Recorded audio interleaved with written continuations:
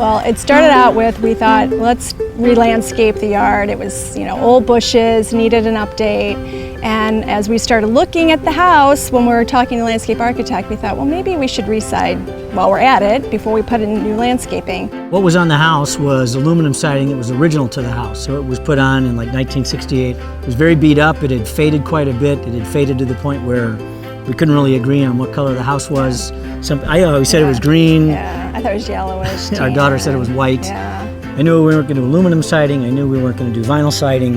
So to me, it was probably a choice between something like the Hardie fiber cement or cedar. Cedar, yeah. And we just kind of figured the Hardie would be lower maintenance and look nice for a much longer period of time. James Hardie is installed. It's probably the happiest homeowners we have. It looks sharp at the end of the day. You're not putting plastic on somebody's house. In general, Hardie spent the most time, the most money getting their product right. I'm an install specialist with James Hardie. We are out there to ensure that the product is installed on the wall with quality.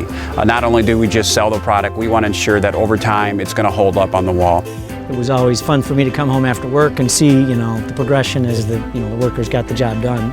We live on kind of a prominent street corner, and everywhere I go to church, I go to school, I see people at the grocery store, like, wow, your house is looking great. It was like it wasn't our project, it was a project for the whole neighborhood or the whole city or something. I think I would suggest to neighbors, if they were going to undertake the project, that they really understand the details. How the windows are going to be trimmed out, how the doors are going to be trimmed out. Take your time, get it right, talk to people who do it every single day.